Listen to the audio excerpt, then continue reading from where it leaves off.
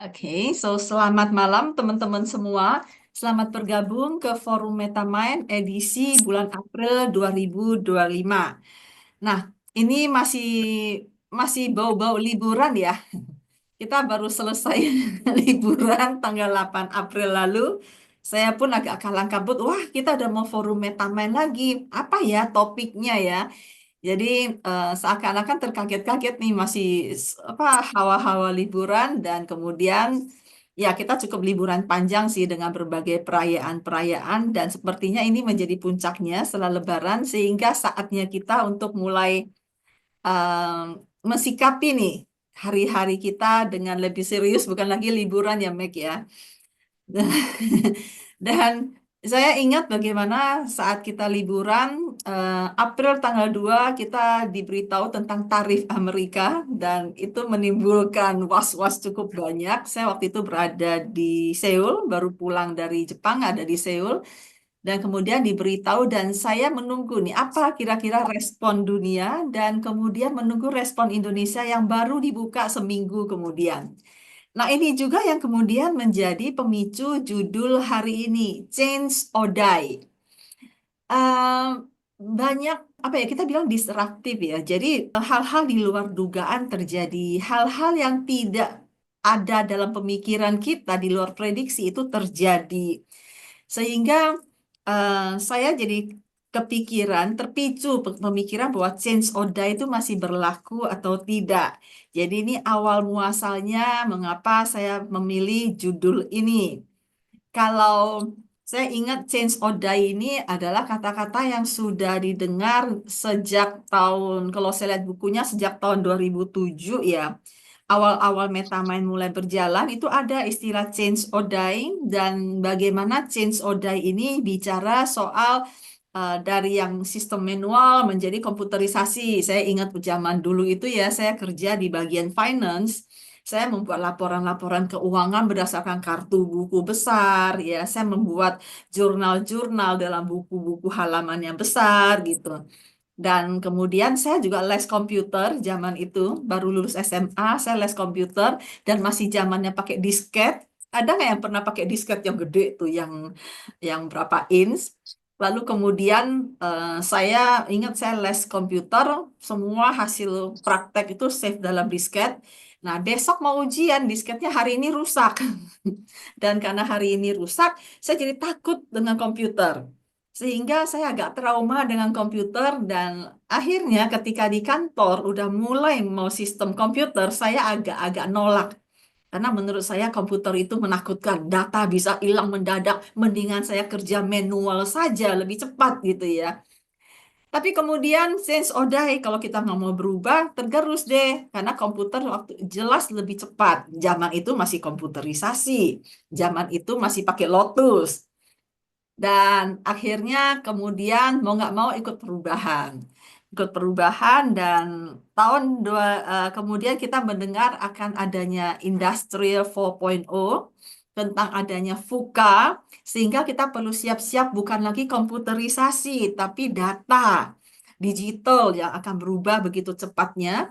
Jadi kalau dulu saya pernah takut untuk menggunakan komputer karena traumanya saya gitu ya. Tapi kemudian mulailah siap-siap. Wah, saya dari zaman saya nih ada zaman milenium gitu, siap-siap nih akan ada virus gitu ya tahun 2000 katanya. Apa akan ada perubahan. Lalu kemudian siap-siap nih dengan digitalisasi. So banyak sekali yang perlu siap-siap sehingga change or die kalau kita nggak change kita akan mati katanya, mati dalam tanda petik.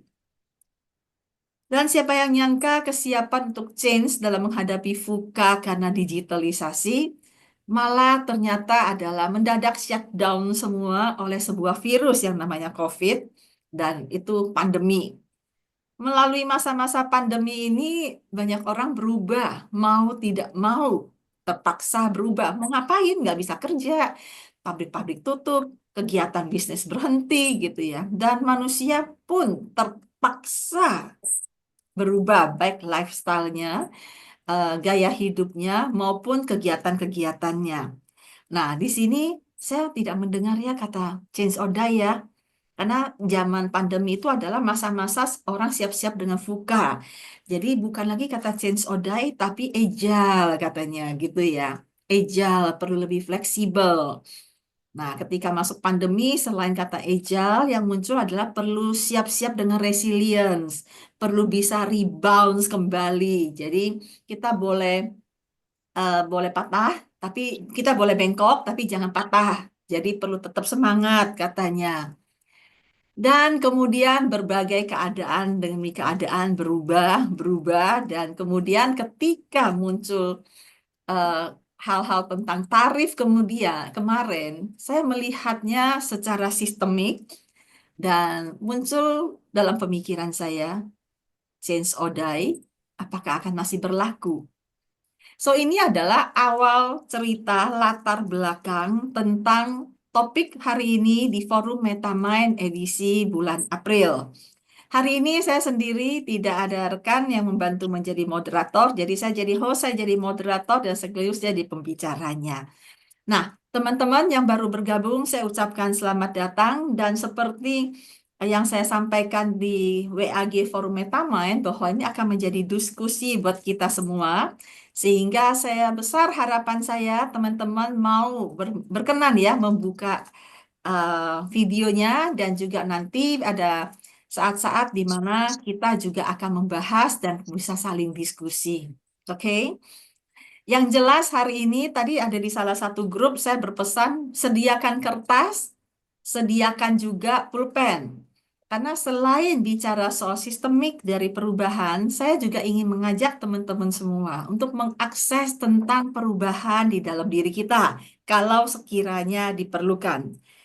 Nah, teman-teman, saya akan mulai dulu dengan share screen. Seperti biasa, saya akan membacakan tentang rule of the game dulu. Jadi kenalan dulu dengan MetaMind, forum MetaMind, dan kemudian beberapa rule of the game-nya. Teman-teman sudah melihat layar saya? Sudah ya? Sudah, Bu. Oke, baik. Nah, forum ini adalah terbuka untuk umum, jadi teman-teman siapapun boleh ikut, terutama mereka yang suka atau yang ingin belajar untuk pengembangan diri dan orang lain. Seperti diketahui bahwa MetaMind adalah pendidikan, lembaga pendidikan yang berbasis pada NLP dan Neurosemantics, juga berbagai pendekatan tentang manusia yang pada dasarnya pendekatan kami adalah tentang mindset, tentang pola pikir. Jadi, karena bicara tentang pengembangan diri, maka besar harapan saya teman-teman yang bergabung di sini adalah juga tertarik dengan pengembangan diri, baik untuk diri maupun orang lain. Nah, ini acara ini diadakan setiap bulan pada hari Rabu minggu ketiga. Jadi gampangnya teman-teman ingat aja hari ketiga, minggu ketiga, tiga-tiga ya. Kecuali kalau ada halangan tertentu, kami akan undurkan atau batalkan. Namun, secara rutin, saya berusaha agar tetap konsisten. Minggu ketiga, hari Rabu, jam 19.30 sampai jam 21 hari ini. Dan seperti tadi, tujuannya adalah belajar dan diskusi tentang pengembangan diri manusia dari berbagai sudut pandang di berbagai bidang. Nah, teman-teman, eh, karena ini sesi online, maka saya ingin menyampaikan rule of the game-nya. Pertama adalah suara mute, kecuali nanti sesi diskusi, dan hari ini sepertinya orangnya tidak banyak. Jadi kita bisa unmute dan kita ngobrol, kecuali berada di tempat yang areanya ramai, ya. Lalu yang kedua, besar harapan saya teman-teman bisa video on, tak kenal maka tak sayang. Kalau saya tidak melihat wajah, saya bingung. Ini responnya lagi pada ngantuk kah? Cerita saya terlalu monoton kah? Atau bahasa saya terlalu tinggi kah? Jadi kalau ada ekspresinya, saya jadi tahu, oke, bahasa saya dipahami atau bahasa saya kurang dipahami. Untuk itu, saya mohon kerjasama teman-teman. Bila sekiranya bahasa saya ada yang kurang dipahami, atau ada istilah-istilah yang kurang dikenal, silakan langsung ditanyakan saja. Nah, untuk itu, bagi teman-teman yang mau bertanya atau menyampaikan sesuatu, monggo angkat tangan langsung atau menulis di ruang chat. Nanti juga ada satu dua pertanyaan yang saya akan minta teman-teman untuk mengetik, ya. Karena sesi hari ini, selain saya menjelaskan, saya juga ingin mengajak teman-teman untuk mengakses ke dalam diri sendiri tentang perubahan, tentang change. Dan nanti pada akhirnya, teman-teman, yuk kita bahas change or die itu masih relevan atau tidak di zaman sekarang ini. Di zaman yang hari ini tarifnya udah berapa ya? Terakhir saya baca 145%. Jadi menarik nih, waktu baru awal-awal terjadi, saya ikuti, tapi lama-kelamaan kok kayaknya udah biasa ya begitu. Jadi monggo teman-teman kalau ada yang mau chat atau bertanya langsung, kalau ada chat atau diskusi tentunya akan lebih interaktif dan lebih hangat lagi suasananya teman-teman. Semoga demikian teman-teman. Dan juga waktu kita 90 menit, mari kita manfaatkan sebaik mungkin untuk sesi kita. Dan kemudian nanti di akhir seperti biasa ada foto bersama. Jadi ada yang di balik layar, tadi saya lihat ada yang sedang beresin lemari, ada yang ini. Mudah-mudahan nanti di jam 9.00 itu berkenan munculkan diri untuk kita foto bersama. Dan biasanya foto-foto ini kami taruh di Instagram dan sosial media yang lain. Jadi terima kasih itulah ikut meramaikan dan em, nanti semoga bisa menampilkan ya videonya untuk kita foto bersama.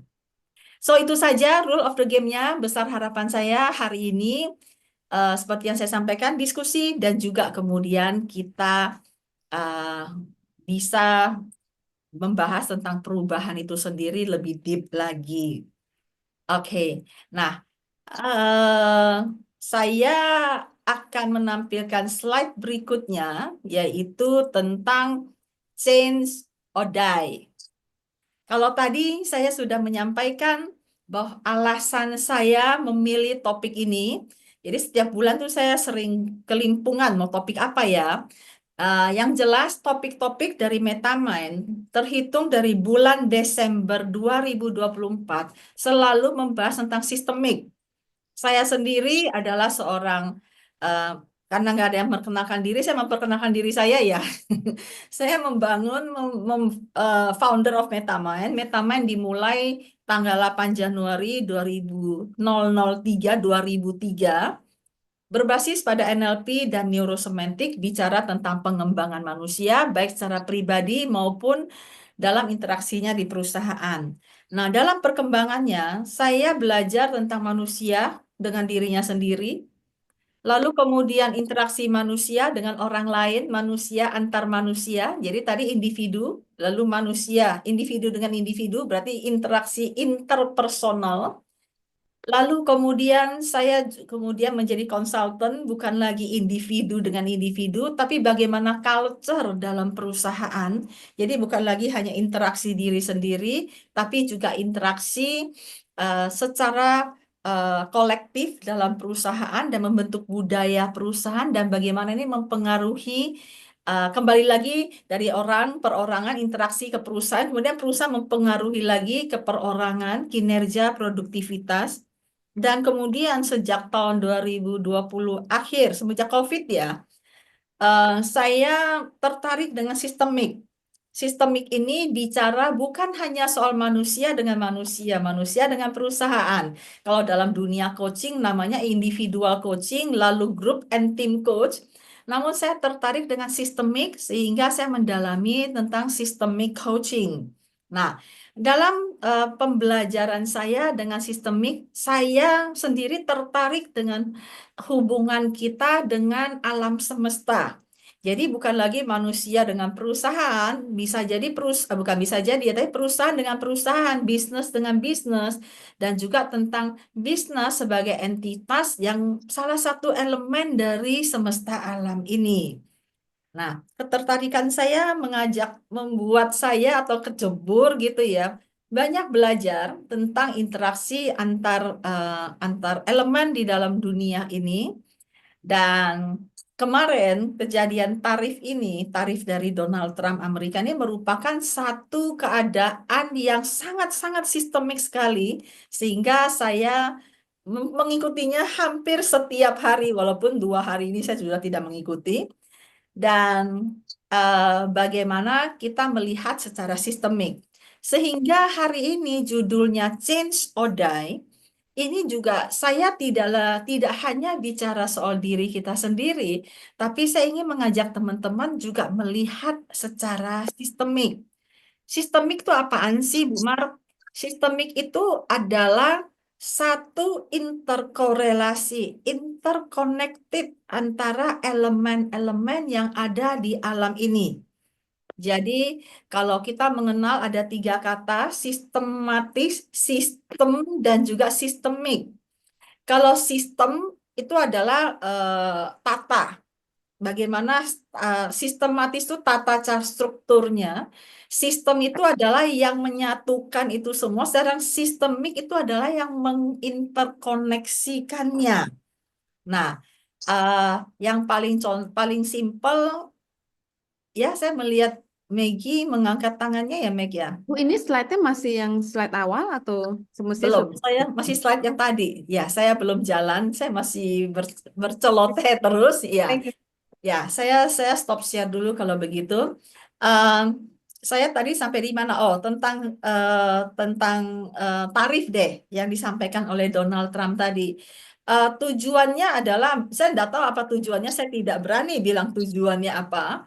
Namun kalau kita pelajari seakan-akan itu adalah untuk memproteksi Amerika sendiri, seakan-akan loh ya, dengan menaikkan tarif yang sedemikian rupa antar negara.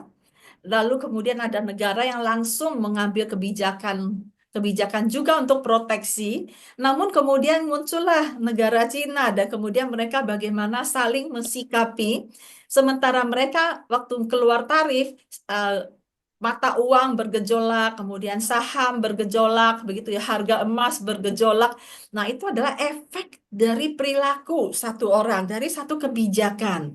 Nah, di tengah-tengah itu kemudian muncul negara Cina dan saling mulai menerapkan tarif dan kemudian kita melihat bagaimana dari 34% menjadi berapa persen, menjadi berapa puluh persen dan di antara dua negara itu saling menaikkan. Yang lainnya, negara-negara lain itu juga mendapatkan efeknya. Belum lagi pabrik-pabrik. Saya mendengar bagaimana ada perusahaan yang menerbangkan produk-produk dari Cina tuh bahkan dengan pesawat terbang berapa banyak sebelum deadline. Semua ini adalah sistemik. Keterhubungan yang correlated ya, interconnected. Nah, so, kalau sudah begitu, bahkan ada yang bilang dua gajah sedang bertarung, pelanduk minggir katanya. Jadi saya ini siapa? Saya pelanduknya, saya penontonnya, atau bagaimana? Dan saya ini perlu berubah atau enggak gitu kan? Yang punya uang, waduh uang saya perlu apakan? Yang sudah punya saham, sahamnya mau dijual atau dilepas, cut off atau dipertahankan nih? Yang mau beli US dollar, was-was. Ini semua adalah efek dari sistemik ini. So, kita sebagai manusia, change or die? Itu pertanyaannya. Dan saya akan melanjutkan dengan screen saya. Sepertinya tidak ada pertanyaan ya. Oke, baiklah. Nah, change or die, saya akan disclaimer dulu teman-teman, bahwa walaupun saya judulnya tadi saya memulai dengan contoh bagaimana sistemik, ya. Bagaimana sistemik tentang tarif, karena ini yang sedang hot ya, yang sedang terjadi saat ini. Tapi saya ingin disclaimer dulu bahwa pembahasan kita hari ini adalah tidak membahas tentang politik maupun suku bangsa tertentu. Jadi nanti waktu kita ngomong soal change, kita bahas tentang diri kita sendiri berada di tengah-tengah sistemik ini. Oke, change or die ini. Karena bukan hanya soal tarif, banyak hal-hal yang terjadi di dalam negeri dan juga di dalam lingkungan pekerjaan dan juga di dalam lingkungan keluarga dan lebih kecil lagi banyak hal-hal terjadi di dalam diri kita ini sendiri.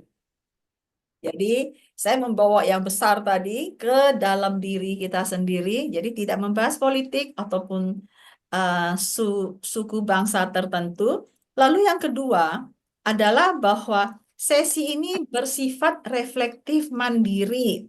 Makanya tadi saya bilang sediakan kertas ya, sediakan pulpen ya, karena akan bersifat reflektif mandiri dan tidak memberikan solusi. tidak memberikan solusi apapun kecuali solusi dalam diri masing-masing di akhir. Oleh karena itu, besar harapan saya teman-teman ngikutin sampai akhir. Kalau sampai di tengah-tengah, nanti nanggung ya. Namun saya berharap saya akan mengajak teman-teman mulai reflektif dan ketika sampai di akhir, saya berharap teman-teman akan mendapatkan solusi. Nanti kita akan bahas solusi yang diperoleh oleh teman-teman. Jadi itu saya disclaimer dulu. Semoga setuju untuk sepakat, sepakat untuk setuju. Nah, itu saja pendahuluan pengantar untuk sesi kita hari ini, teman-teman. Are you ready untuk bicara tentang change or die? Siap, teman-teman?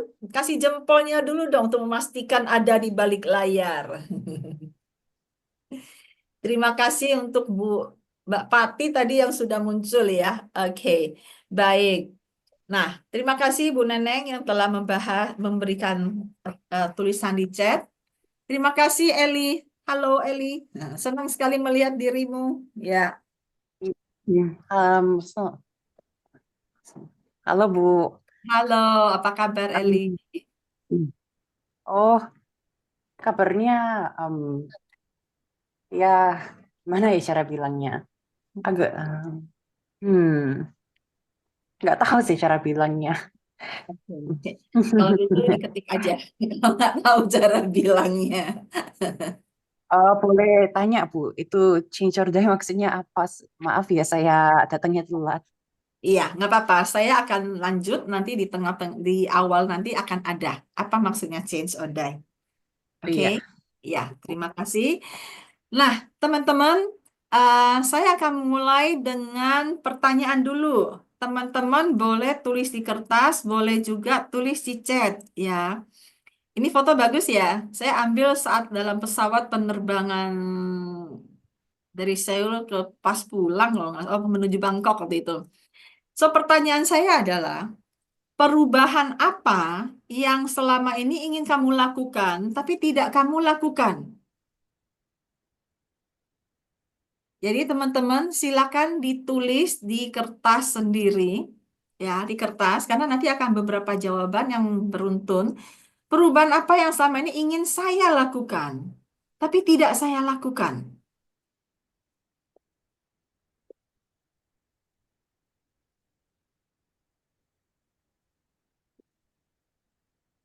Tidak? Nah, biasanya akan diketik di chat. Kalau ada yang mau tulis di chat, boleh. Tapi kalau tidak tulis di chat juga nggak apa-apa. Paling nggak teman-teman tahu, ada loh perubahan yang ingin saya lakukan, tapi tidak saya lakukan. Entah judulnya belum, entah judulnya memang enggak gitu ya. Terlepas dari penting atau enggak, tapi ingin dilakukan, tapi tidak dilakukan. Oke, sudah dapat? Oke, turun berat badan. Iya, oke. Nah, kalau sudah, sekarang pertanyaan nomor 2 nih.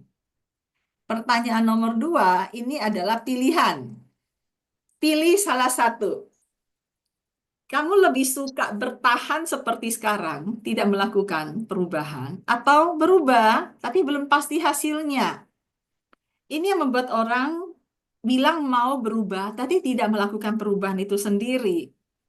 Nah, ada 2 alasan. Jadi saya mau tahu teman-teman termasuk yang mana, satu atau 2. Nah, boleh saya tahu jawabannya teman-teman dengan diketik di chat room.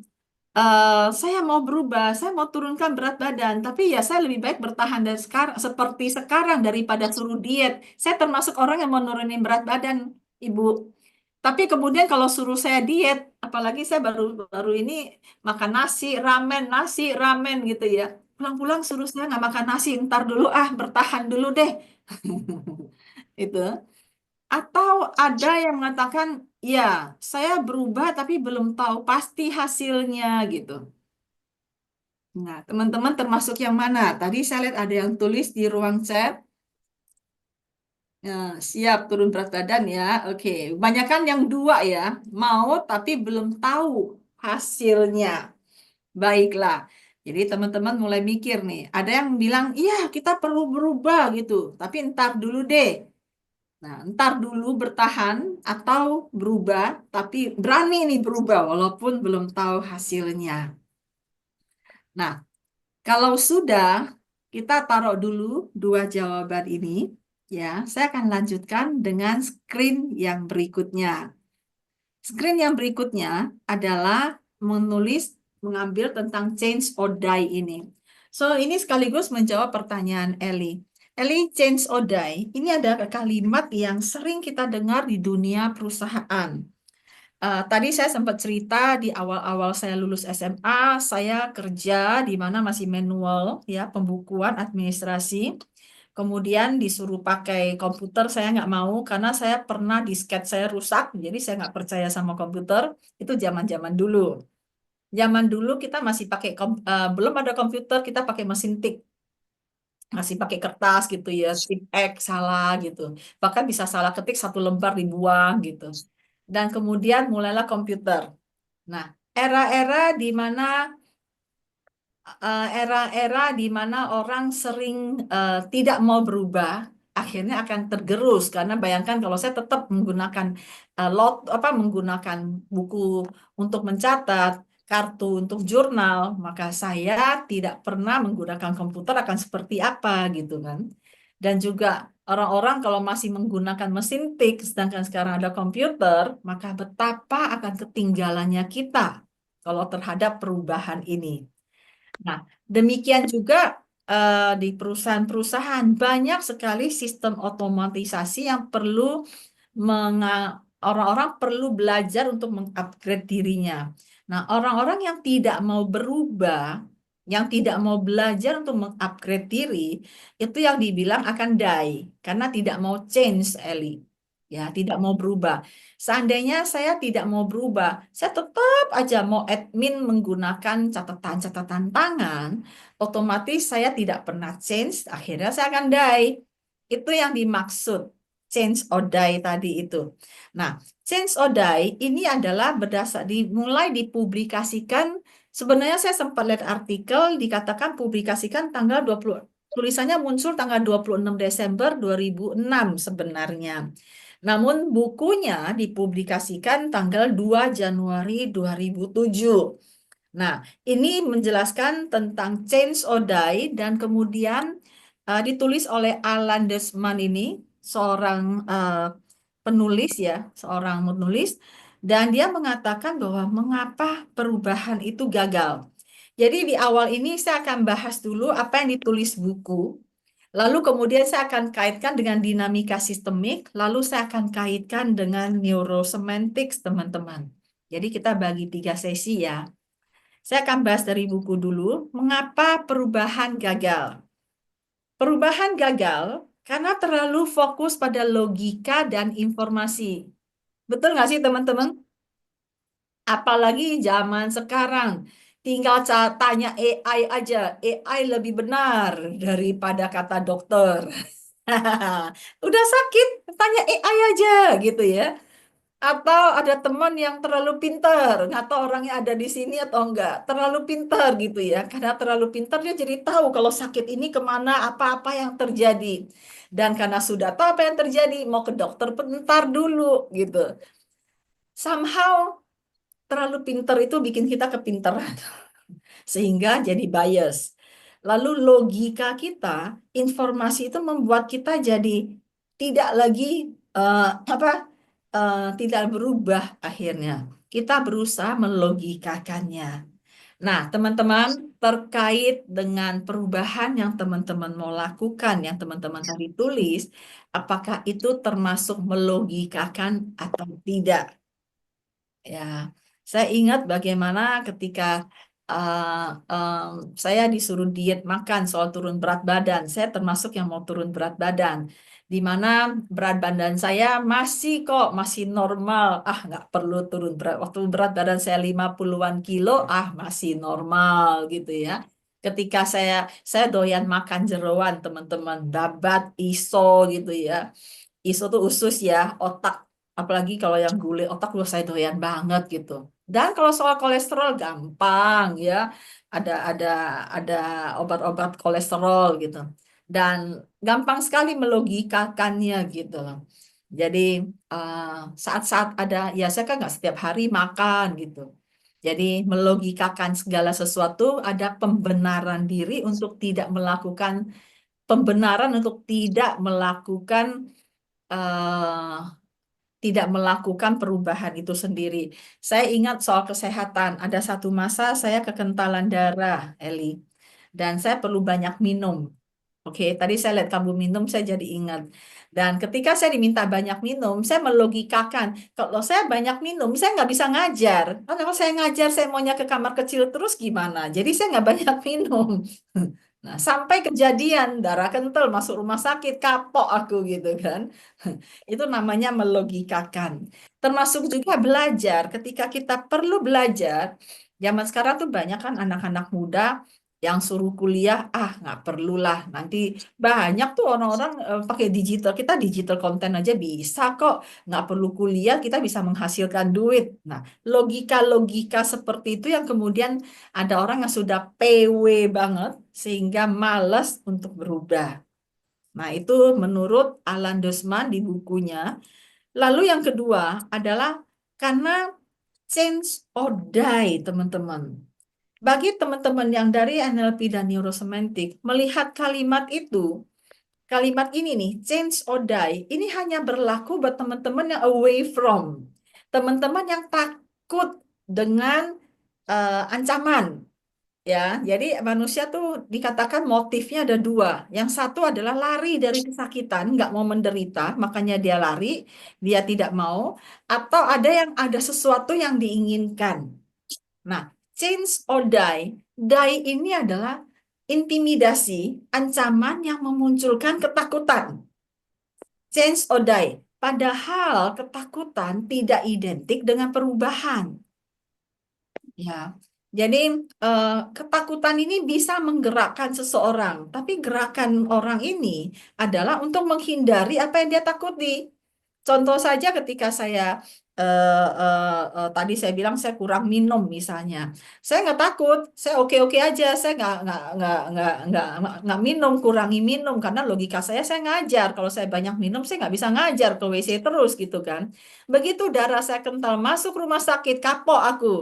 Nah, ketika udah keluar rumah sakit, sebulan, 2 bulan saya rajin minum, tapi begitu darahnya udah encer kembali, saya udah nggak takut muncul lagi lupa minum. Nah, ini kan sesuatu yang muncul karena ketakutan. Jadi kalau ketakutan itu sudah tidak ada, tidak lagi ada perubahan. Jadi itu yang membuat orang jadi perubahan itu jadi gagal. Yang ketiga adalah kalau tidak menyentuh emosi, identitas dan makna. Jadi ketika tidak lagi menyentuh ketakutan, saya sudah hilang tuh, kapoknya belum terlalu kapok waktu itu loh ya, waktu itu. Dan juga merasa gue baik-baik aja kok.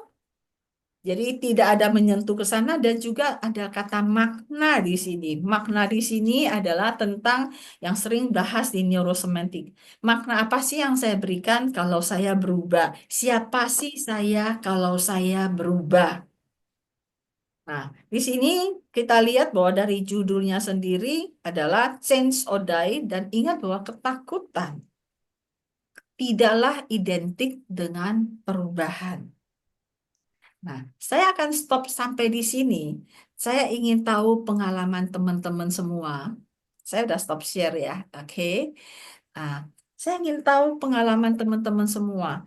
Perubahan yang teman-teman tadi tulis bahwa ingin berubah, apakah itu tidak terjadi karena apa? Karena logika, karena informasi bahwa tidak berubah nggak apa-apa, atau karena bahwa ya sudah, eh, saya udah berubah, dan ketika ketakutannya hilang ya udah nggak berubah lagi, atau tidak menyentuh emosi, identitas dan makna tadi, termasuk yang mana teman-teman?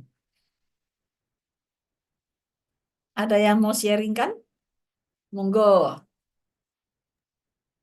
Contohnya yang ketiga kayak apa ya, Bu? Yang ketiga itu adalah emosi. Jadi em, belum benar-benar dirasakan, belum benar-benar merasakan perasaan yang berarti, jadi belum belum perlu berubah karena belum kena perasaannya. Atau juga merasa siapa gue kalau gue berubah. Dan juga makna arti yang diberikan kalau gue berubah, apa maknanya dan itu sih contoh-contohnya. Sekarang boleh saya tahu Eli ada sesuatu yang ingin berubah yang belum berubah.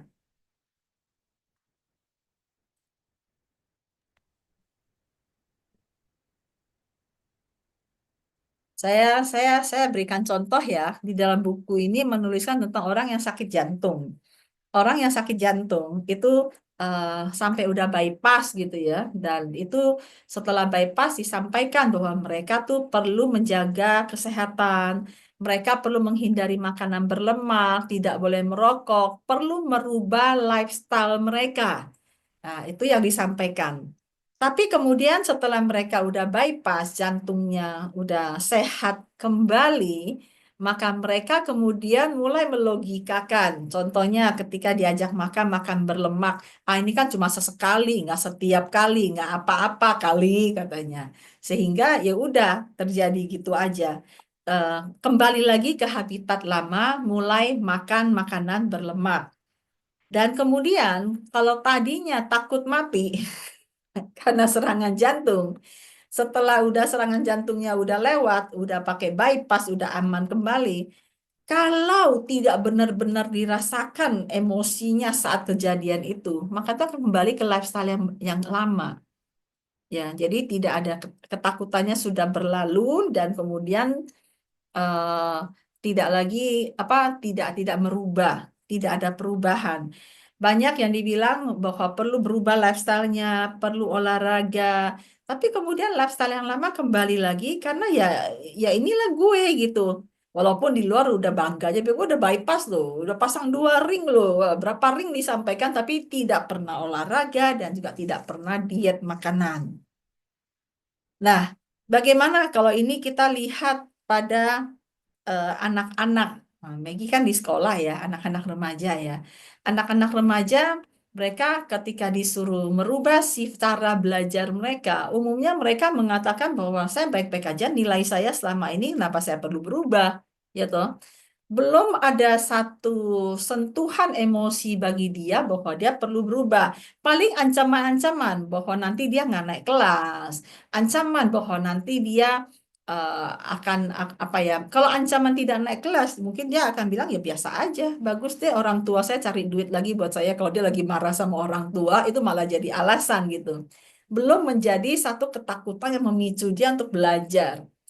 Dan baik-baik aja tuh teman saya nggak belajar nilainya bagus dan saya nggak belajar nilai saya oke-oke aja masih nilainya 6 orang tuanya minta 10 gitu kan.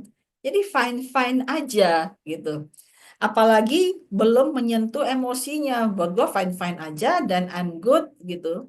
Sehingga tidak menyentuh keinginan dia untuk berubah.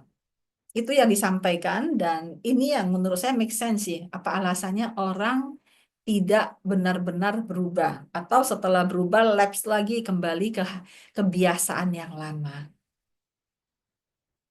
Nah, bagaimana dengan teman-teman?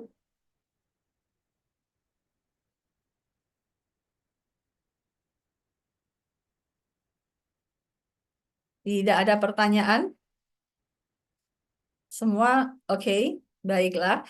Kalau memang tidak ada, saya akan melanjutkan ada dari Bu Prihatini. Jadi iya, nanti kita akan lihat, Bu. Apa yang paling penting memang diharapkan bisa menyentuh semuanya pastinya. Yang paling penting adalah poin nomor 3. Terima kasih, Bu Prihantini. Ini pada diem semua, saya bingung deh. Saya jadi ngomong sendiri ya. Baiklah. Oke, ini make sense buat teman-teman semua? Make sense kah? Atau ada yang belum dipahami? Silakan, Meg. Oke. Monggo. Bu Mar, misalnya saya nih, yang pengen saya berubah itu saya bisa atau bukan bisa sih, sudah bisa. Misalnya saya mau atau konsisten baca parita setiap hari. Hmm. Lalu ini masih on and off kan. Lalu saya mulai kayak berdoa. Oh berdoa oke, karena berdoa kan bahasa bahasa Indonesia kan. Dan parita saya nggak hafal, saya perlu buka buku. Nah, wah buka buku parita kan kayak Alkitab ya, sakral gitu kan. Jadi oh saya perlu duduk yang bener. peraturan itu nggak boleh di kamar tidur, and so on, so on, so on. Lalu ibu waktu nanya suruh memilih, saya udah tahu nih, saya mau berubah, tapi saya biarpun belum tahu hasilnya, tapi saya yakin. Nah kan, dan waktu itu kenapa perubahan gagal? Apakah yang saya alamin ini lebih ke yang tidak menyentuh di maknanya itu ya, Iya. emosinya di sana ya Bu ya? Ya. Kalau saya lihat tidak menyentuh di makna, makna yang diberikan adalah itu sesuatu yang ini doa nih. Ini kan doa kan bahasa Indonesia ya. Ini dalam bahasa yang berbeda. Lalu kemudian perlu duduk di bukan di kamar ya, perlu di luar. Lalu Hmm. muncullah logika-logika. Kan capek kalau Oh, berarti lebih ke sana ya Bu Mar ya? ya, sehingga tidak dilakukan dan tidak ada ketakutannya atau kalau tidak dibaca parita tidak apa-apa kan. Iya, saya kira ngikutin cara Bu Mar. Oh, Bu Mar aja bisa berdoa sampai besok pagi. Berarti ini Aminnya besok pagi, baca aminnya doanya besok sebelum pagi. tidur. Berarti bisa juga nih saya nanti sadu sadu sadu pas pagi-pagi gitu. Excuse ya berarti Bu ya, memberikan desain Ya, excuse oke gitu. jangan diikutin. Doa dalam kelelahan, aminnya besok pagi gitu ya. Thank you Bu Mar. Oke, thank you, Meg. Nah, kemudian saya akan sharekan lagi, ya, lanjut lagi. Eh, ini dikatakan mengapa perubahan itu gagal. Nah, sekarang saya akan mengajak kita melihat nih, sebentar ya, saya benerin dulu. Nah, kalau begitu, apa yang diperlukan supaya berubah? Ini masih membahas dari buku Change or Die ya. Saya masih belum mengkaitkan dengan sistemik. Apa tricky to change katanya. Pertama, sekaligus keluar tiga-tiganya ya, ya udah. Pertama adalah relate. Jadi kalau Maggie ingin membaca Parita, maka sebaiknya ada dukungan sosial, misalnya membaca bersama dengan suami, misalnya sama-sama. Dan itu akan mengajak kita ada komunitasnya.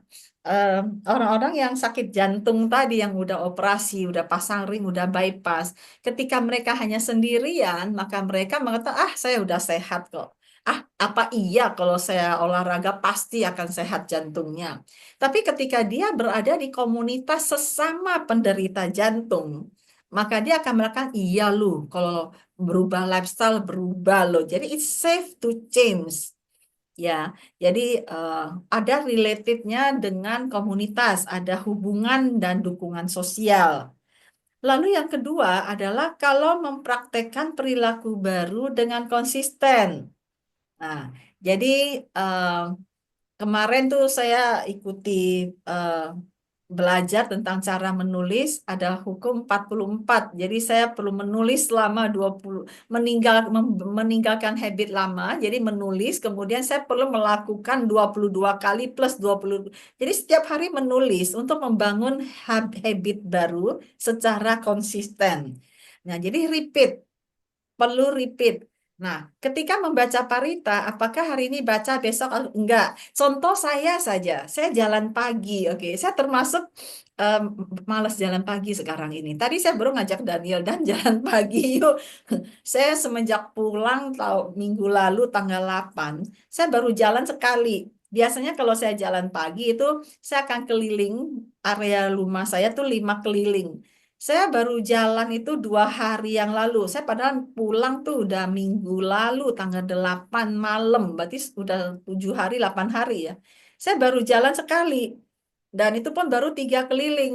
Saya bilang sama Daniel tadi nggak ada temen, males. Tadi pagi saya bangun. Udah niat nih, udah tersusun rapi, saya mau jalan pagi gitu ya. Tapi logika saya mengatakan, udahlah, tunda aja besok sehari, nggak apa-apa gitu. Ini banyak kerjaan nih, baju-baju saya yang winter kan banyak perlu saya ngepak, rapiin. Jadi saya punya logika lain, saya tidak repeat. Sementara tahun lalu saya rajin olahraga gitu karena ada kepentingan gitu. Saya mau pergi, saya mau naik gunung gitu ya dan saya perlu. Jadi saya tidak melakukan repeat tadi dan juga ketika tidak punya teman jalan, jadi olahraganya tidak dilakukan. Nah, teman-teman coba relate ini dengan perilaku-perilaku kita sehari-hari, baik yang merokok, yang suka minum kopi, ataupun yang di perusahaan. Di perusahaan yang suka datangnya telat padahal nggak boleh misalnya.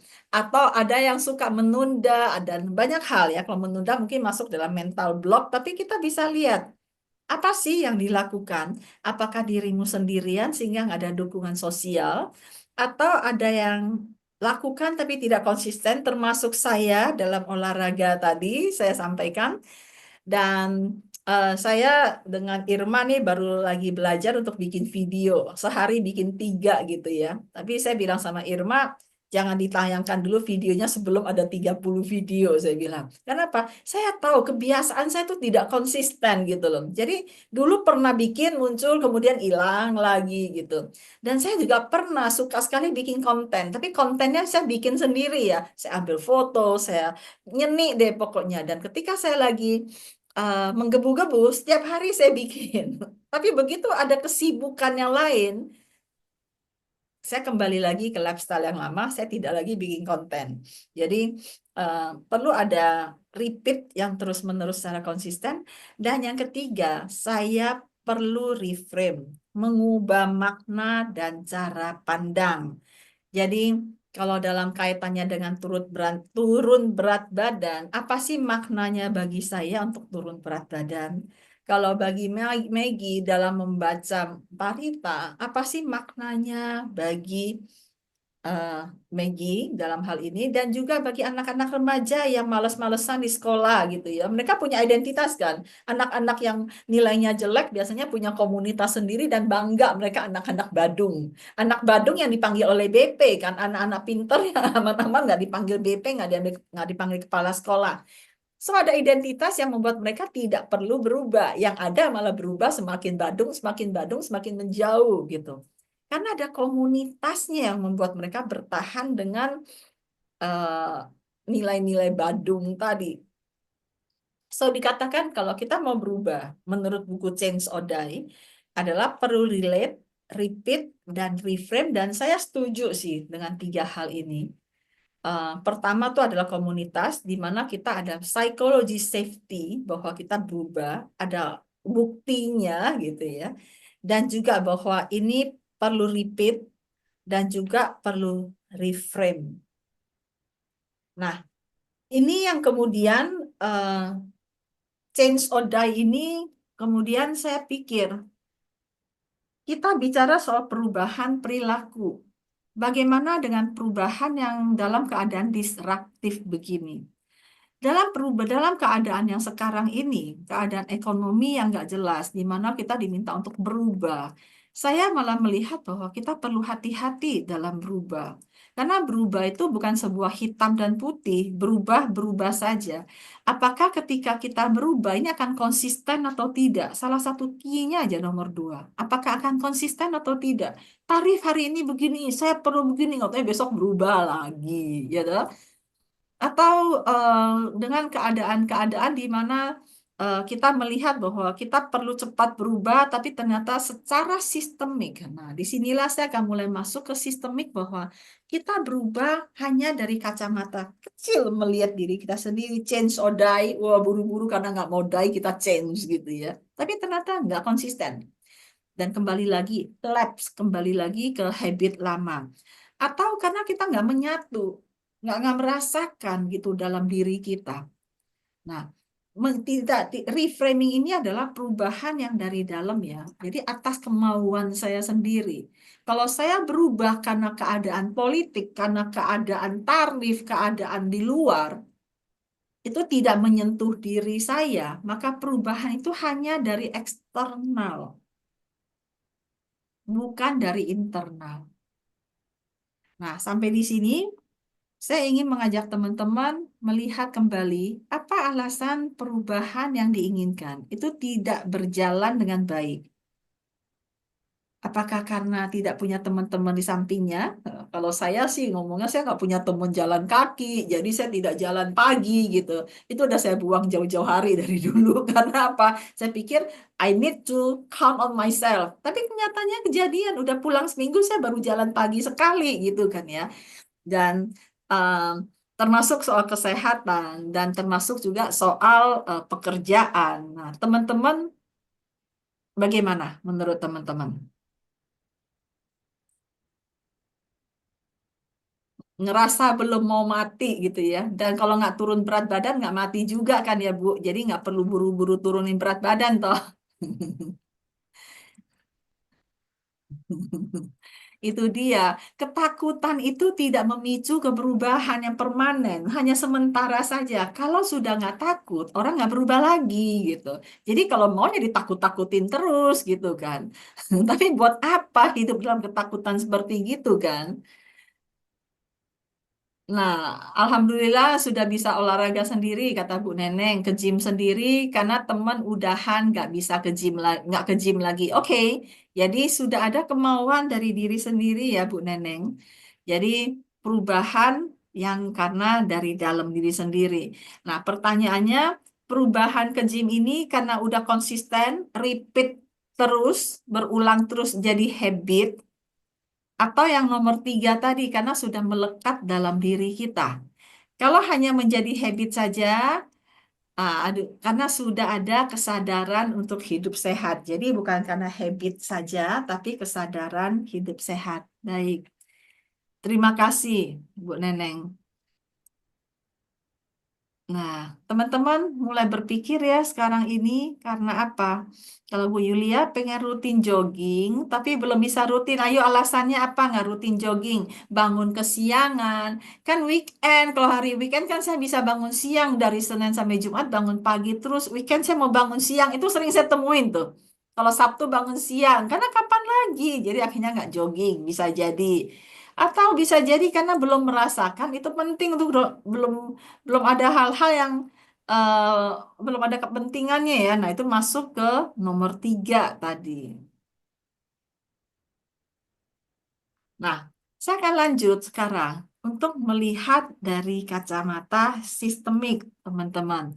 Kalau tadi adalah dari bukunya dan setelah saya telaah, memang ada hubungannya sebenarnya dengan neurosemantics dan juga dari kacamata sistemik. Atau ada yang mau sampaikan sesuatu, Maggie? Daniel kok diem aja, Daniel? Daniel masih di sini nggak sih? Oh, masih. Tidak ada? Saya lanjut ya. Oh, boleh tanya ya? Oke, silakan. Siapa ya? Saya udah keburu Eh, masuk ke oh, share screen Eli. sebentar. Saya belum melihat siapa. Oh, Eli. Silakan, Eli. Jadi yang tentang kembali ke habit lama itu ya habis kapan Bu itu? Habis Bu kapan? Mar. Apanya habis kapan? Tadi Bu Mar sempat cerita tentang ya kembali ke habit lama kan itu habis habis kapan tuh? Eh, sudah lakukan perubahan. Dia lakukan berubah itu hanya sesekali, tidak konsisten. Akhirnya kembali lagi ke habit lama. Itu. Atau dia berubah karena takut, tapi begitu takutnya hilang dia balik lagi. Itukah yang dimaksud Eli tadi? Oh, em, iya. Eli ada apa yang ada perubahan apa yang ingin dilakukan tapi belum dilakukan sampai saat ini? Hmm.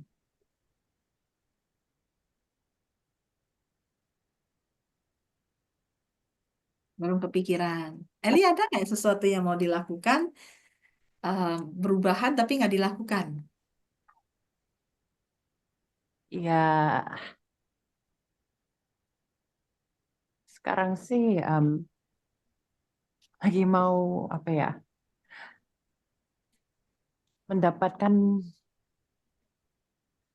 ya jawaban untuk langkah kemana ya Jawaban ini untuk apa ya,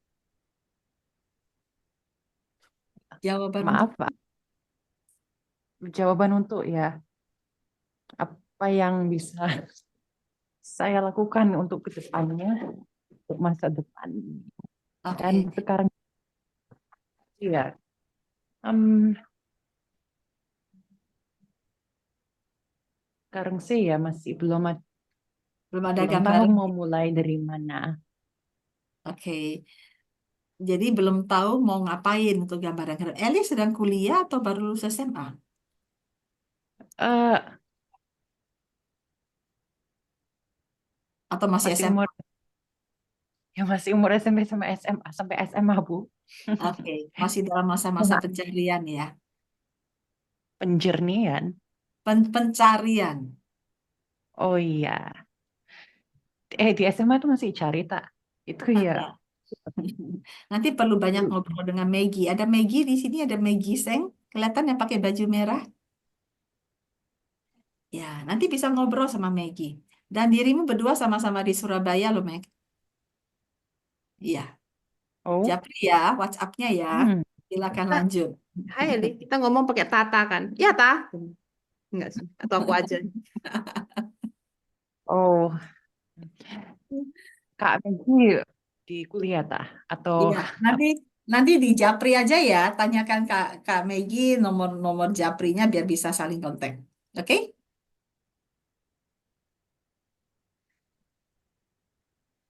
Ya, saya akan lanjut dulu ya teman-teman dengan Ya. slide saya. Nanti kita lanjut lagi. Nah, em, ini adalah pembahasan saya tentang buku dan saya kaitkan, saya jelaskan karena itu memang terjadi dalam diri kita. Dan kemudian kalau saya kaitkan dengan sistemik, teman-teman, dinamika sistemik dalam perubahan.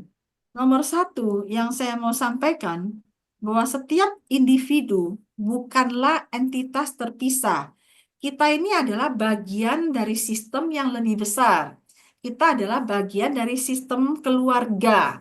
Lalu kemudian dari organisasi. Kita yang berada dalam sistem sekolah. Kita yang berada dalam sistem perusahaan.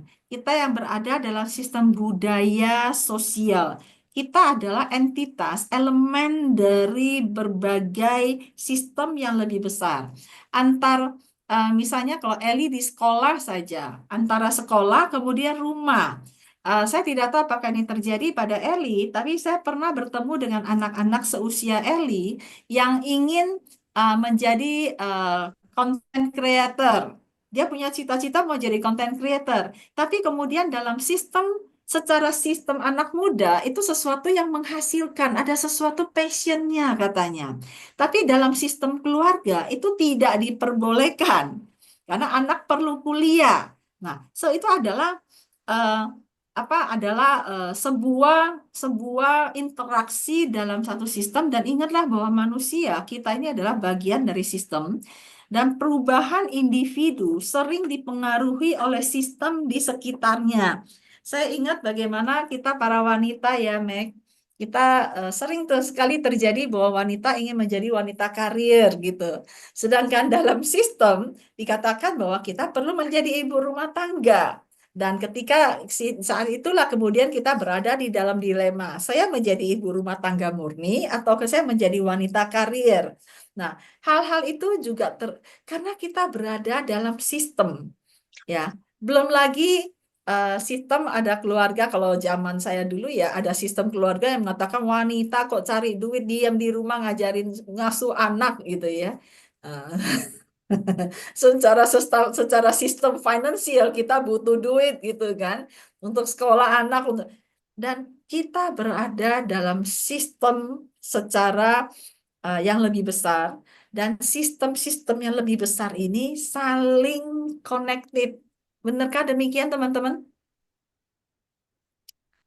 Dan somehow ada hal dalam satu sistem values-valuesnya, nilai-nilainya yang berseberangan dengan nilai-nilai dari sistem yang lain.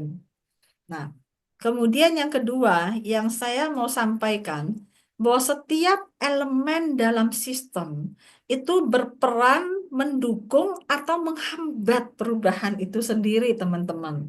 Nah, dalam banyak kasus, sistem yang ada tidak mendukung perubahan, bahkan bisa menahan perubahan melalui norma-norma atau kebiasaan yang berlaku. Saya ambil simpel aja deh karena ada Eli dan juga Maggie yang bergerak di bidang pendidikan anak remaja. Saya ingat waktu anak saya masih remaja di masa SMA mau Kalau zaman saya dulu kan masuk IPA, IPS ya. Semua orang, anak-anak berusaha masuk IPA gitu. Karena kalau masuk IPA zaman dulu nih, supaya lebih gampang sekolahnya mau ke dokter bisa, mau ke ekonomi bisa gitu kan. Masuk IPA zaman dulu.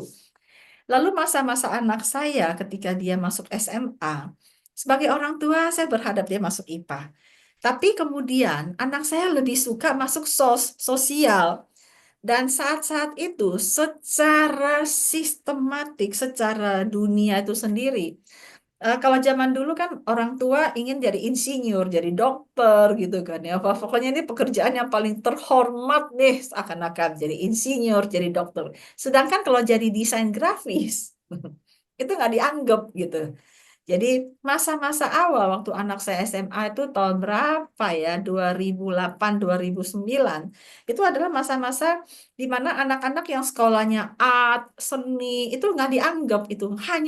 Hanya pekerjaan yang bisa menghasilkan uang itu hanya dokter, insinyur yang bersifatnya akademisi, sedangkan yang nilainya art itu nggak dianggap waktu itu. Padahal kita lihat sekarang justru yang berada di desain grafis, content creator, butuh kreativitas dari anak-anak.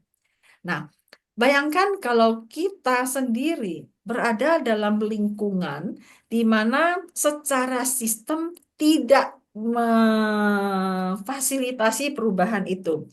Saya ambil contoh saja. Bagaimana dalam kelas-kelas saya itu kita belajar tentang people development, kita belajar tentang coaching, dan kemudian mereka belajar untuk mendengarkan, ya, dan mereka ikut training, mereka mendengarkan, dan satu kata yang sering saya denda adalah kata harus. Wah, kata harus dan kata susah gitu kan. Dan setiap mereka ngomong harus, saya denda tuh. Karena secara secara logika harus itu adalah ada penekanan, ada pemaksaan. Dan setelah waktu ikut training mereka mulai melepaskan penekanan-penekanan dalam diri sehingga mereka lebih berdamai dengan dirinya sendiri. Jadi sudah tidak ada kata harus dan mereka merasa peaceful living.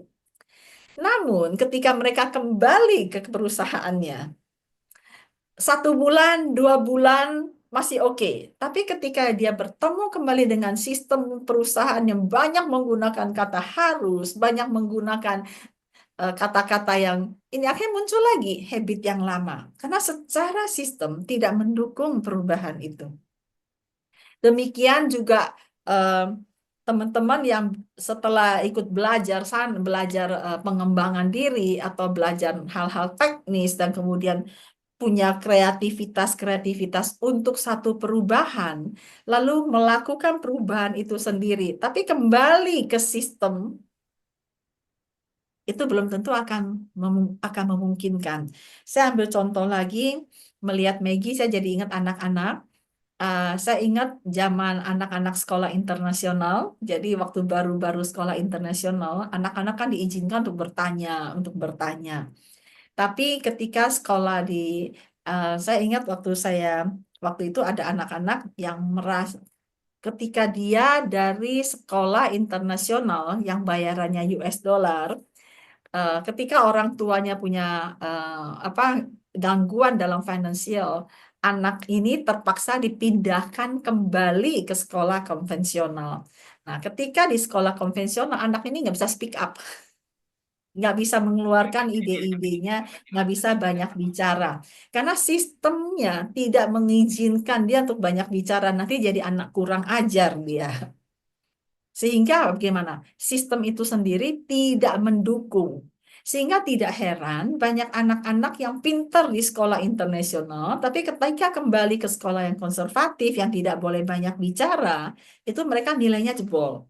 Karena apa? Karena cara berpikir yang berbeda dan tidak bisa menerima perbedaan-perbedaan itu. Sementara ada orang yang sama sebaliknya, mereka berada dalam lingkungan keluarga yang tidak boleh banyak bicara. Anak kecil tahu apa gitu kan ya, nggak boleh motong omongan orang. Ya nggak boleh motong sih iya, tapi kalau orang tua lagi ngomong, anaknya nggak boleh nimbrung gitu. So, ketika di sekolah diajarkan untuk kreatif, untuk berani speak up, tapi ketika kembali ke dalam sistem keluarga tidak bisa bicara. kreativitas hilang. Perubahan itu tidak ada. Dan ini juga terjadi di perusahaan.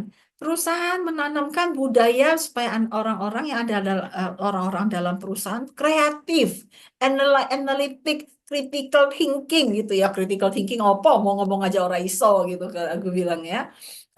Ketika saya pernah menemukan culture di mana orangnya tuh sebenarnya cukup kreatif ketika bicara sama saya, banyak hal-hal yang dia bisa ungkapkan dan menurut saya dia cukup analitik dalam hal ini.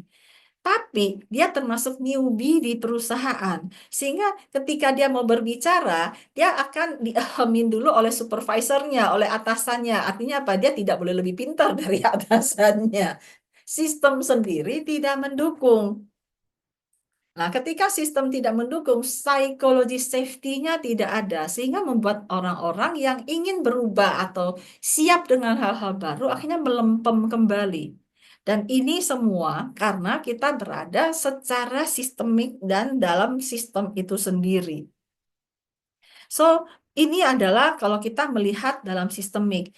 Nah, sistem itu ada yang mendukung, ada yang menghambat perubahan. Nah, kapan sistem yang menghambat perubahan ini bisa berubah? Yaitu pada saat ada kejutan-kejutan itu sendiri yang merubah dinamika. Ya, merubah dinamika. So, dua hal ini dulu apakah make sense buat teman-teman? Make sense ya, Mac? Ya, karena teman-teman yang lain tidak ada wajahnya, saya tidak tahu apakah ini make sense buat teman-teman. Tapi saya berharap teman-teman bisa memahaminya tentang keadaan ini. Saya berusaha menjelaskan dengan seringan mungkin. Apakah ada yang pertanyaan? Monggo, saya stop dulu terkait dengan sistem ini. Monggo. Iya, Eli. Girl Boss Independent Woman. Menyimak, terima kasih, Bu. Aku panggilnya Mbak Ayun, Mbak Fahmi, Mbak Kuro. Mohon maaf kalau saya Mbak Ayun. Oke, terima kasih Mbak Ayun. Oke, sampai di sini apakah teman-teman melihat interconnected-nya antara sistemik ini?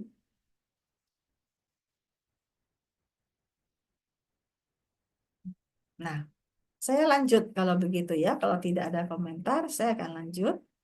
Apakah sudah melihat screen saya? Komen Oke, di chat. oke, thank you. Ada chat, ada komen di chat ya? Tidak ada ya tadi, udah ya terakhir ya. Oke. Nah, ketika saya menggabungkan dinamika sistemik ini dalam perubahan, yaitu yang tadi itu change or die, lalu saya mulai melihat nih, perhatikan bahwa dalam tatanan perubahan ini, kalau dia bilang bahwa sistem itu bisa mendukung atau menghambat, sedangkan untuk berubah, kita perlu relate. Kita perlu berada di komunitas. Kita perlu berada dalam hubungan dengan orang lain yang mendukung perubahan itu sendiri sehingga safe untuk berubah. Maka perhatikan bahwa sistem mendukung kebiasaan lama, teman-teman. Ya, ini umumnya, di sebenarnya kata umumnya, sistem tuh mendukung kebiasaan lama. So, ketika teman-teman ingin membahas tentang sesuatu yang baru, ketika teman-teman ingin membawakan pemikiran-pemikiran yang baru, teman-teman perlu sadar, teman-teman berada dalam sistem yang mana. Sistem mana ini bisa jadi culture mereka yaitu mendukung yang lama. Nah, kalau memang sistem itu sendiri mendukung yang lama, sedangkan kita membawakan sesuatu yang baru atau pemikiran yang baru, how will we communicate hal itu sehingga tidak menimbulkan resistensi? Oke, sehingga tidak memunculkan resistensi. Nah, karena kalau bagi mereka yang ingin berubah dan kemudian berada dalam sistem mendukung yang lama, maka perlu komunikasikan bagaimana caranya dan somehow jangankan mikirin komunikasi, mengenali aja tidak gitu. Ingat bahwa mereka yang sekolah di sekolah-sekolah yang kita ngomong soal sekolah internasional deh. Sekolah internasional punya sistemnya. Somehow para pendidiknya punya egonya sendiri, punya pemikirannya sendiri bahwa ini yang paling benar. Sehingga ketika kita ngomong soal sekolah yang sebaiknya diharapkan mendukung perubahan, setiap anak boleh inovatif. Tapi ketika inovatif itu melampaui pengetahuan para gurunya, itu juga satu challenge itu sendiri. Begitu ya, Meg ya. Karena setiap sistem itu punya alurnya secara sistematis dan itu mendukung kebiasaan lama. Jadi kalau kita berada dalam satu anggaplah sekarang banyak e-commerce ya, dan e-commerce itu dikatakan memiliki sistematis yang sangat luar biasa, inovatif sendiri. Tapi satu perubahan yang berada di luar pola kebiasaan lama mereka, maka itu akan keluar dari jalur. Artinya perubahan itu akan challenging. Apakah ini make sense buat teman-teman? Saya berharap make sense karena saya tidak melihat wajah-wajahnya. Lalu yang kedua, ini bagi teman-teman yang belajar neurosemantics, bahwa kita setiap kegiatan, setiap pemikiran kita memberi makna, kita memberi arti. Em, apa artinya bagi saya kalau saya minum? Oh, itu sehat, ya. Em, kita memberi arti atas segala hal. Dan ingatlah bahwa makna diciptakan, kita berikan juga secara sistemik, teman-teman. Makna saya berikan berdasarkan pengalaman saya. Apa artinya minum buat saya? Minum buat saya adalah sehat. Itu berdasarkan apa? Berdasarkan pengalaman dan pengetahuan. Pengetahuan siapa? Pengetahuan dari sistem yang sudah ada. Saya jadi pengen minum, saya minum dulu ya teman-teman. Yang belum minum silakan minum karena minum itu sehat. Nah, saya ingin mengajak Maggie ngobrol sedikit deh, Meg, tentang membaca parita. Apa maknanya bagi Maggie ketika membaca parita? Hmm, Kalau boleh loh ya, ini ya tiba-tiba. boleh boleh Bu. Mungkin lebih merasa lebih religious mungkin. Saya Oke, mesti menggali-gali ya Bu ya. iya. Dan ketika bilang merasa lebih religius, berarti Maggie menempatkan diri dalam satu komunitas yang religius atau dalam satu keadaan yang religius, dan itu adalah sistemik, bukan? Not only yourself. Yes. Perhatikan deh, setiap makna yang kita berikan itu tidak berdiri sendiri, tapi ada kaitannya dengan sesuatu, entah dengan pengalaman, dengan keadaan, dengan sosial masyarakat, sehingga tanpa kita sadari makna itu adalah sistemik. Ibu ngomong kayak gitu ingetin saya kenapa saya mau baca Parta. Mungkin waktu dulu kan saya tinggal di Batam. Hmm. Jadi mama saya tuh selalu minta seminggu 2 kali anterin dia karena dia nggak bisa nyetir ke wihara untuk baca Parita. Nah, Saya setiap nganterin saya mikir-mikir kalau nganterin saya nungguin dia 1,5 jam ngapain ya udah saya ikut aja akhirnya kan. Terus mama tuh yang kayak kamu nggak mau masuk ke wihara ngapain ikut di mobil gitu ya ya udahlah gitu loh masuk. Akhirnya baru sadar ini setiap liburan ke Batam tuh pas ketemu hari kayak hari Kamis gitu, yuk anterin mama gitu kan. Terus akhirnya saya juga ikut baca dan menikmati itu. hmm. Pas di Surabaya mungkin nggak ketemu komunitasnya ya, Hmm. dan nggak ada yang maksudnya yang kayak yuk ngajak nggak ada ya, itu nggak ada. Kira kok kayak something missing kayaknya sih Bu. Iya. Jadi Dan sistem ini, masuk akal sih Bu.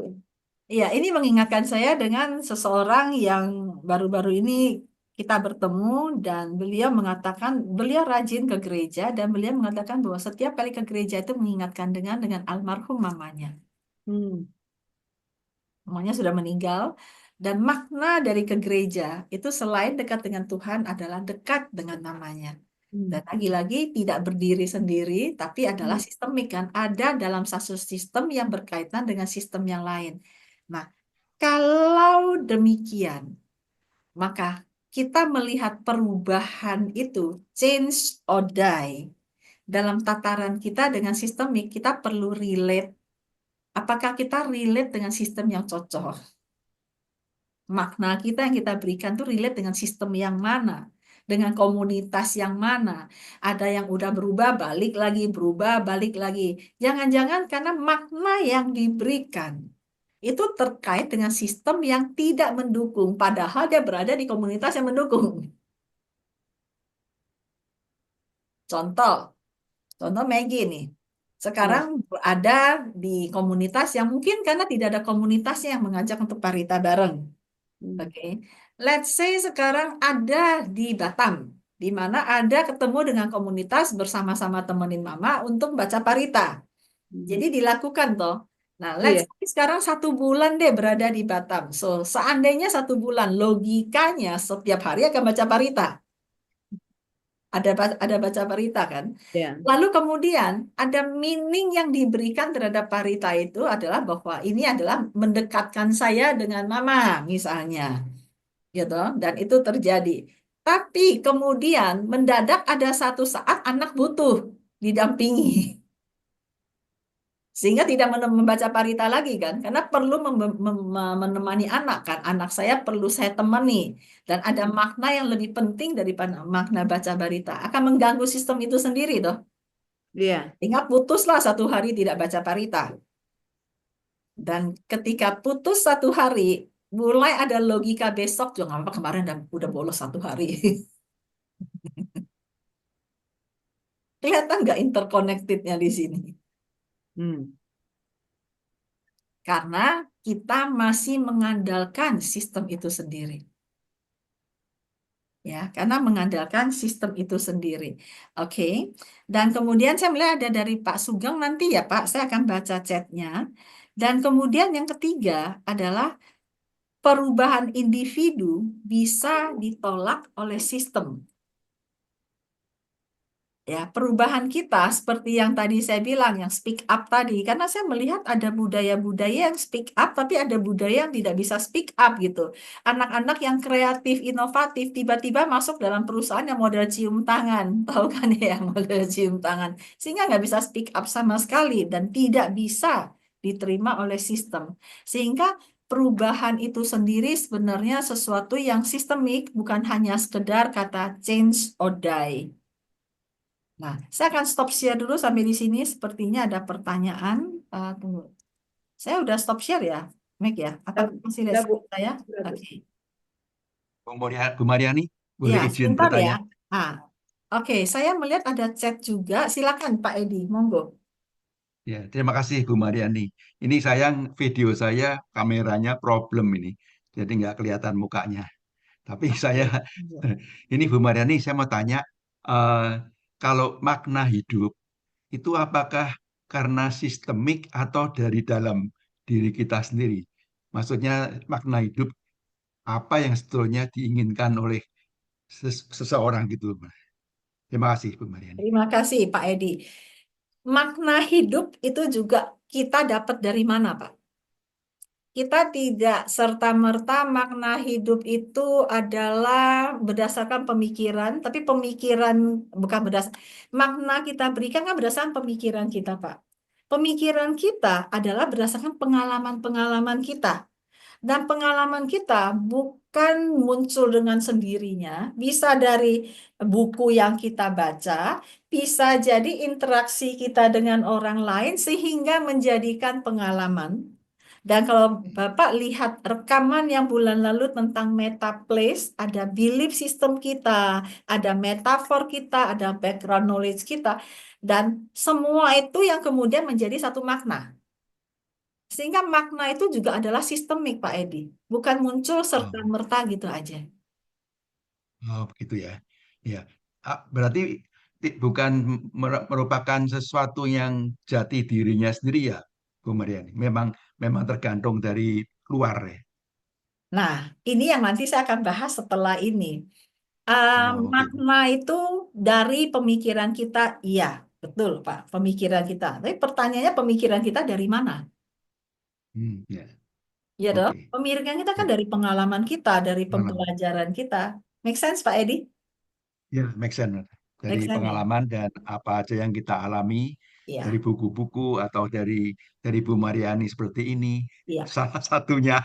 Ya, iya, iya. ya. Terima gitu. kasih. Terima kasih. Termasuk jati diri kita. Bisa jadi karena kata orang, bisa jadi karena dari orang tua kita, bisa jadi dari pengalaman kita, dan itu semua sistemik sih, tanpa kita sadari. Oh ya, baik. Ya, terima Paham, kasih. Ya, Mbak Bu Mariani. Terima ya. kasih. Terima kasih Pak Edi. Lalu saya membaca ada chat dari Pak Sugeng. Pak Sugeng, lihat wajahnya dong, penasaran deh Pak Sugeng.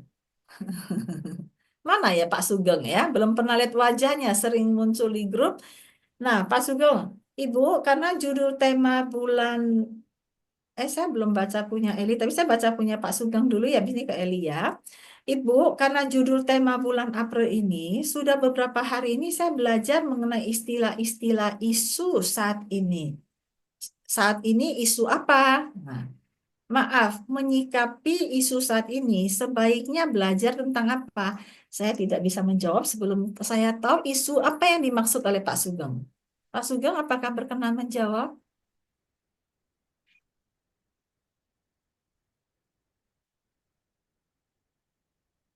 Oke, mungkin Pak Sugeng habis nulis. Oh, internasional. Saya kalau isu internasional ini saya tidak kompeten. Saya hanya observer, Pak Sugeng. Jadi saya tidak bisa merekomendasikan, menyikapi, tapi saya bisa merekomendasikan sikap diri kita. Bukan merekomendasikan ya, tapi sekarang yang saya sedang bahas bahwa kita bagian dari sistemik, kita bagian dari isu-isu internasional ini, so kita adalah bagian dari sistem dan apa yang perlu kita lakukan dalam habis ini saya akan bahas what to do habis ini ya, dan tentunya itu perlu difilter juga oleh Pak Sugeng karena masing-masing orang punya pemikiran masing-masing. Thank you Pak Sugeng. Lalu ke Eli. Eli, sorry saya miss your message. Kok di sekolah saya dulu ada yang teacher yang sempat bilang, hey kalian cewek modern kan, malah diam-diam nggak kayak. Oke. So, apa artinya itu buat Eli?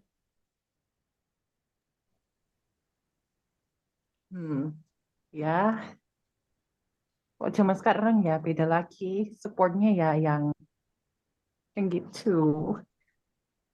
Yang engage. yang kayak gitu, Ketika ada begitu. teacher yang bilang gitu, terus perlu gimana? Nggak ada, cuma bilang aja. Oh, hanya Cuma, bilang aja. Iya. ya, Jadi gurunya mengharapkan cewek-ceweknya ini cewek modern tuh perlu lebih speak up mungkin ya, perlu lebih aktif gitu ya. ya di kelas tuh maksudnya guru saya tuh ya terlalu apa ya, terlalu diam, kurang bisa itu, nggak terlalu jawab pertanyaan atau apa. Cowok-cowoknya malah yang gitu. Iya, baiklah. Thank you, Eli.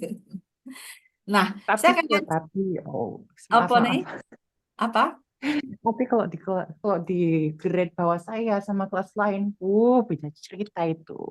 Kalau itu di kelas saya waktu itu, Oke, saya sambil thank you, Eli. Ya, saya saya lanjut sambil dengan berpikir, gimana? Gimana? oh,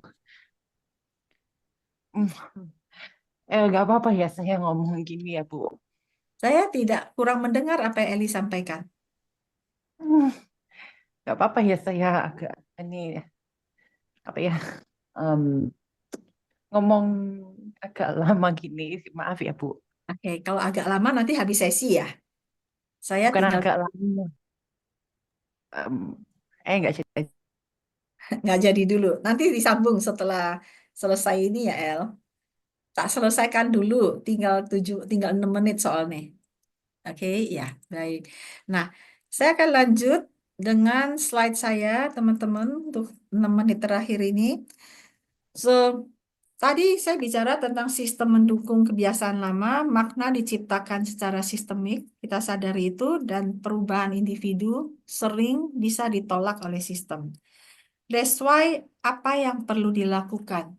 Bahwa kita tahu bahwa kita adalah bagian dari sistem. Dan sistem sistemik itu begitu besar dan itu tidak dalam kontrol kita. Betul ya? Dan kalau tidak dalam kontrol kita, pertanyaannya apa kita terus nggak berubah? Padahal keadaan terus berubah. Sistem itu sendiri berubah. Mungkin sistem kita nggak berubah, tapi sistem tetangga berubah. Dan sistem lingkungan kita berubah. Nah, sementara ada orang yang stres karena dia berusaha merubah sistem tapi tidak bisa. Dia berusaha merubah dirinya balik maning tanpa menyadari bahwa dia berada dalam sistem yang nggak cocok. Sementara mau keluar nggak mungkin gitu kan. Nah, apa yang perlu dilakukan? Nomor satu, pastikan bahwa kita mau berubah bukan karena ketakutan, tapi karena kita ingin hidup lebih baik. So, ketika ditanya, change or die masih berlakukah? Masih. Tapi ingat bahwa ketakutan tidak membuat orang berubah. Itu tidak akan permanen. Setelah berubah, balik lagi. So, pastikan bahwa kita mau berubah bukan karena takut mati, dalam tanda petik, tapi karena ingin hidup lebih baik. Jadi buat teman saya, ada yang lagi perlu berobat gitu ya, dipikirin berobatmu karena takut mati atau karena ingin hidup lebih sehat, ya. Jadi ada satu teman saya mengatakan, saya nggak takut mati kok. Iya, lu nggak takut mati, gue tahu. Tapi perlu nggak, lu pengen nggak lihat cucu lu, pengen lihat main nggak dengan cucumu, pengen nggak lihat anakmu menikah. So, ingin sesuatu yang menarik kita ke depan, bukan mendorong kita dari belakang. Jadi, Mac, ketika membaca Parita tadi, bahwa ini adalah mungkin suatu ritual, mungkin juga karena ada kebersamaan bersama Mama, tapi juga mungkin dipikirkan lagi apa what next. Kalau tadi kebersamaan bersama Mama, bisa jadi next-nya ketika dirimu rajin baca Parita di rumah, anakmu juga ada kebersamaan bersama mamanya. Ketika dirimu menjalankan habit membaca Parita di rumah. Jadi, tidak ada komunitas di sana, tapi membangun komunitas kecil yaitu dirimu dengan anakmu. Sama seperti Maggie, dekat dengan mamanya ketika baca Parita tadi. So, bukan karena takut, bukan karena menghindar, karena ada sesuatu yang diinginkan. So, ini perlu kita memikirkan dari internal, dan ini sekaligus mengajak kita untuk melihat kita berubah bukan karena eksternal, tapi karena ada nilai-nilai dalam diri kita yang kita mau rubah, yang membuat kita ingin berubah. Nah, yang kedua, dengan menyadari bahwa kita adalah bagian dari sistemik, kenali konstelasi sistemik yang mempengaruhi perubahan. Jadi perhatikan kita berada dalam sistem mana, sistemiknya bagaimana, lalu kenali konstelasi hubungan satu sama lain, dan kemudian kita tidak perlu berusaha merubah semua sistem agar kita berubah, tapi akses perubahan yang berada dalam pengaruhmu. Jadi tidak semua, tapi akseslah yang ada dalam pengaruhmu. Kalau enggak, kita akan stres sendiri, lalu menyalahkan lingkungan, karena lingkungan tidak mendukung kita. Atau menyalahkan diri, karena balik maning. So, dalam hal ini, change or die masih relevan? Masih relevan. Namun saya tambahkan bahwa we change because karena kita punya tujuan. Karena we want to grow.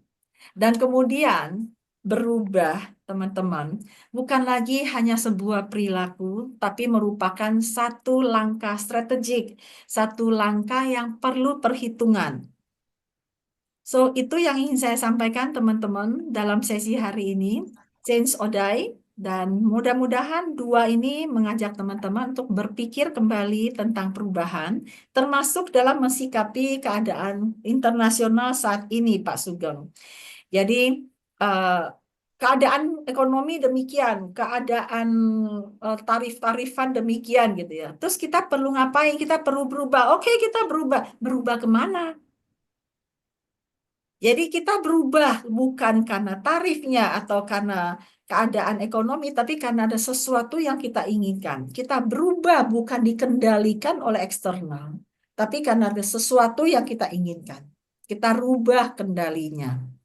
Lalu kedua, ini sebenarnya perlu dijadikan workshop. Kita perlu kenali ya, workshop yang lebih panjang untuk mengenali kita berada di mana, sistem yang mana dalam pengaruhmu. Ini adalah konstelasi sebenarnya. So, teman-teman, besar harapan saya dalam waktu sesingkat ini bisa menjelaskan dan memberikan gambaran dan mudah-mudahan menginspirasi teman-teman semua tentang change or die. Change itu selalu terjadi. Jadi tidak ada yang permanen. Yang permanen itu adalah perubahan itu sendiri. Namun pastikan bahwa perubahan yang kita lakukan bukan karena kita takut mati atau takut tergerus atau karena faktor eksternal, tapi karena ada keinginan atau tujuan yang mau kita capai secara internal.